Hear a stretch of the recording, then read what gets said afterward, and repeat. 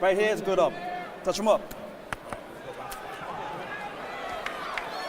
When we told Jesse Bam Rodraguez yesterday in the fighter meeting, you know, Pedro Gevara's never been stopped. He said, well, I'll be the first to stop him, just like I did for Sonny, just like I did for Rungbasai, just like I did for El Gallo. He's one of those fighters that not only gets better as he gets a little bit older, but gets more powerful as this competition improves. Sonny Edwards, arguably the best fighter at 112. He got stopped. Gallo Estrada, a living legend, he did too. As for Pedro Gevara, he said he got a call from Juan Manuel Marquez to give him advice on how to win this fight. Sergio, what would you have said in that call if you had spoken to Gevara on how to win this fight? I'll be honest with you, just continue doing what you're doing, because he comes from that Nacho Berenstein, Juan Manuel Marquez school of boxing. If you see his technique, you see the bounce on his feet, his punch selection, very smart fighter in Gevara. So I would definitely just tell him to beware those angles, because it's all footwork with Bam Rodraguez. From that southpaw stance, he's in front of you in 1 minute, and then he's in the side of you, hitting you and knocking you down and out another.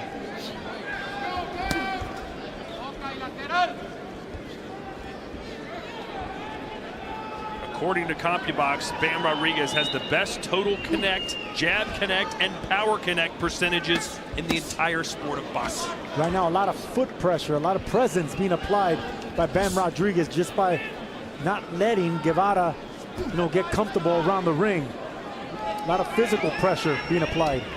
You see the movement of Gevara, and that's a style I thought that Sonny Edwards might employ against Bam, that Gallo Estrada might employ, but both of them decided to stand, kind of in the middle of the ring with Rodraguez. And we asked them afterwards, it was because his footwork is so good. It's just difficult to maintain that type of movement against the fighter with this type of feet.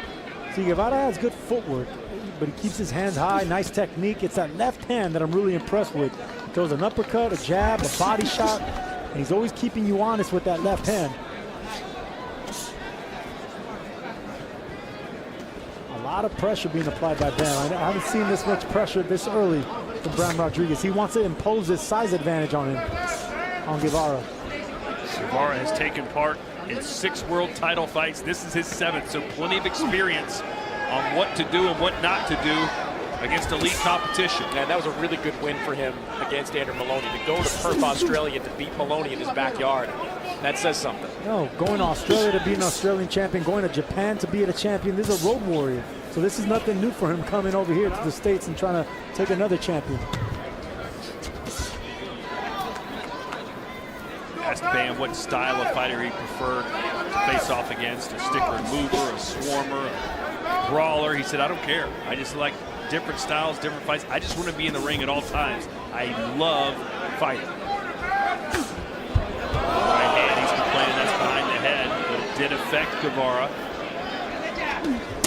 You can see the size advantage that Bam has over Gevara, so you could expect Gevara not to stand still too much and try to stay off the ropes.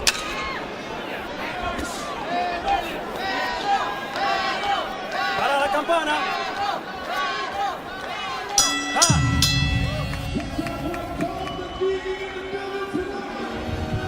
Go around. How you feel? See at the end, you see that little, you're stunned a little.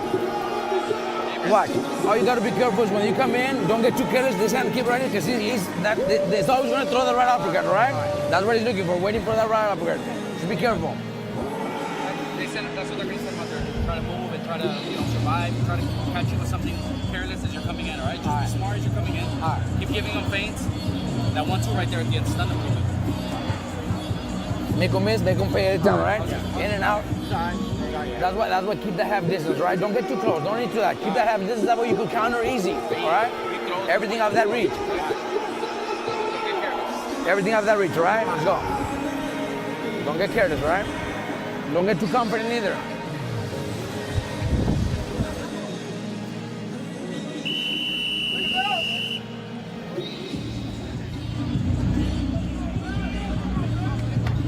Round 2 scheduled for 12 here from Philadelphia, Pennsylvania, with the Wells Fargo Center, home of the 76ers and Philadelphia Flyers. How are the 76ers this year, Chris? Very bad, Todd. How are they?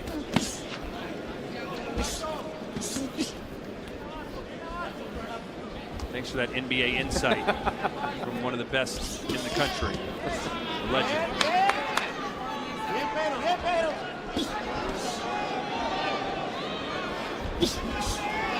Trying to go downstairs was Gevara. Is that the area you'd focus on if you were fighting Bam, Sergio? I would definitely focus on the chest and the body of Bam Roдрigez, because what you don't want to do is start jabbing with him, because from a southpaw jab he has the advantage. With the faster feet he has that advantage to get you on an angle. So definitely concentrate on the body and try to keep him from moving away. Love that footwork from Bam Roдрigez, the kind of footwork we see with a handful of fighters, the kind that Lomachenko kind of popularized over the last few years. Slick left uppercut. That's a beautiful left uppercut by Bam. He didn't put nothing behind it, and that's why it landed. Just a clean shot. Two good body shots landed by both fighters right now. Roдрigez went for the body. Gevara answered right back, which is what you're supposed to do in this game. You know, Bam has the ability to hurt you in so many different ways. Right now, you've seen back-to-back uppercuts, but that straight left hand that dropped Sonny Edwards and finished him off in their fight, that is powerful. Also goes to the body extremely well. That's how Gallo Estrada was knocked out. I mean, he just has the full array of tools in the toolbox offensively. I can already see that both these fighters are looking for uppercuts. Whoever lands first is going to get the respect. Maybe even hurt the other. Good left cross there from Bam Roдрigez. Interesting story about Pedro Gevara back in 2012 when he suffered his first career loss to John Rael Casimero, considered retirement. But good thing he didn't, because 2 years later he came back and won a world title, and now 12 years later he's in a marquee fight here against Bam Roдрigez. Good body shots being landed by both fighters, man. I'm telling you, anytime Gevara lands to the body, Bam gets it right back. But this is the type of fight he's going to have to be for Gevara to win. He can't stand still, can't be against the ropes. He's always going to have to be moving as a smaller fighter.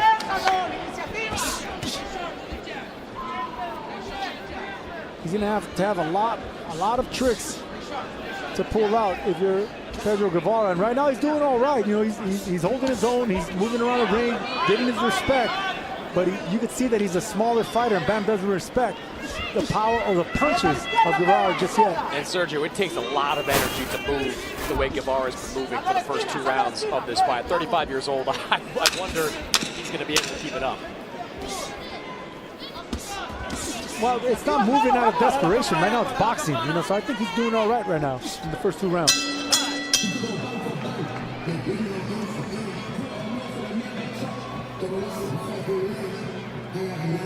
Empezar a caminar al contrario, la vaselina. Tienes que caminar al contrario, Pedro. Vamos a corregir. ¿Sí? Cuando escuchaste, corregiste. ¿Qué pasó? Te le agarraste y te le movías y te le acomodabas hacia tu mano fuerte. La manera de anular la mano fuerte, como te había dicho, de ganarle el paso y salir a la izquierda. Es válido que tú lo marques, y si le caminas hacia tu derecha, inmediatamente al avanzar tienes que ganarle a la izquierda. Sí, tienes que tirar, saca el pie y tira a la derecha, pero balancea los hombros para que no le avises a qué hora estira.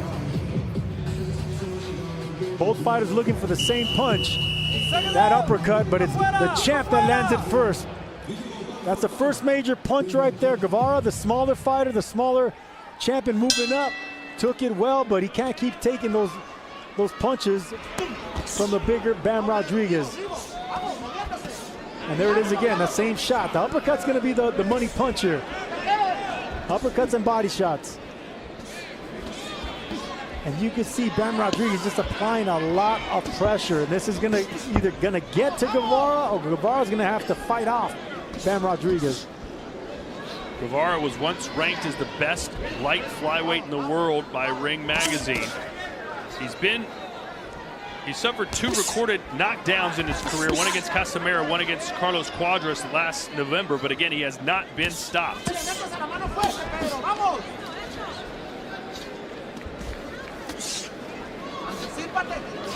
But Bam Roдрigez is always looking for the finish. There's no doubt about it. Yeah, but he does it so in a sly manner, in a smart, responsible manner.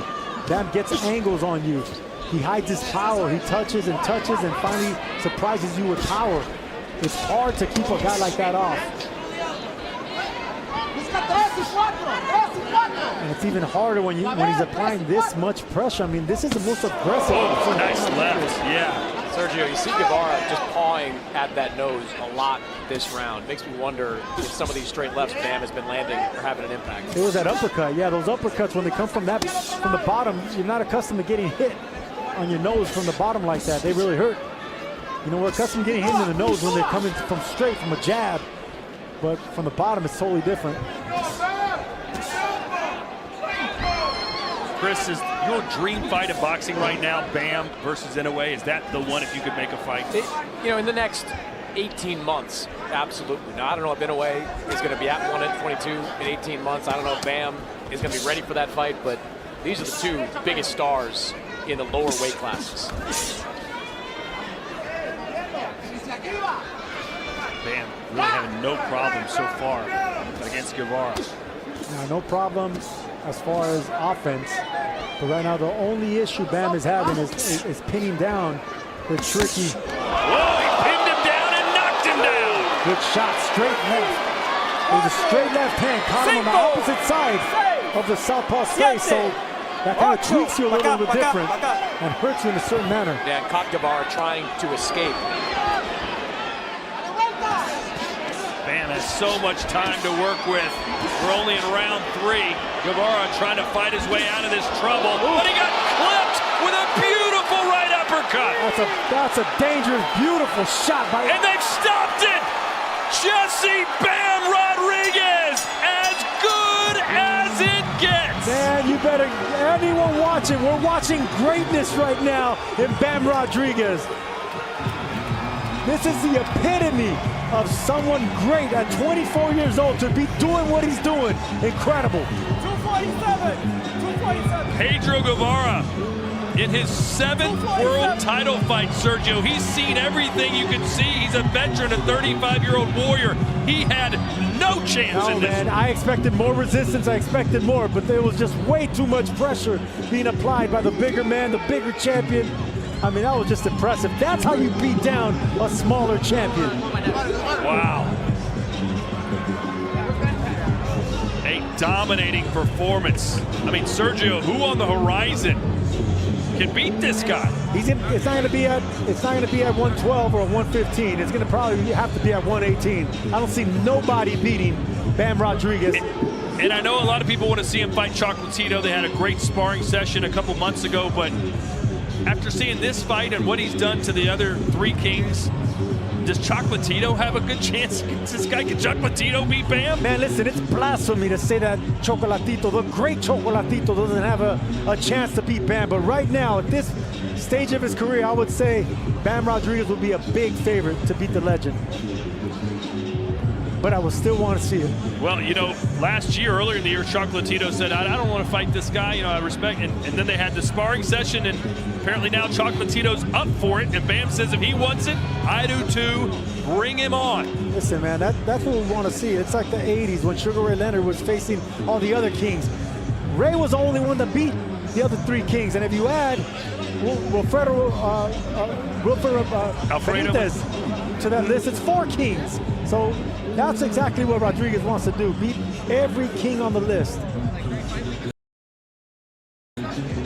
Well, this was just a beatdown. Yeah, it was. It was just a beatdown, and look, that's what I was talking about, that left hand on the left side of the face. See, the southpaw's not accustomed to landing a shot on that side of the face. So it kind of tweaks your neck a little bit more. So Guevara's neck tweaks in a way where you're not accustomed to getting hit by a big left hand, by a left-handed puncher, and that's why it hurt him so much. He wasn't able to roll with the shot. And here's the end of the fight. Guevara just trying his best to keep him off, but Bam gets that angle. Look at that angle. I said it was going to be an uppercut, and there it is. Beautiful power uppercut that Guevara didn't see coming. Out comes the mouthpiece, and the fight was over. A vicious right uppercut from Bam Rodraguez. And that may be the end of the line for 35-year-old Pedro Gevara, who basically made the most of his career. I mentioned he thought about retiring 12 years ago, but stuck with it, became a world champion, got to fight in this marquee event here tonight, but just not nearly on the level as Jesse Bam Rodraguez.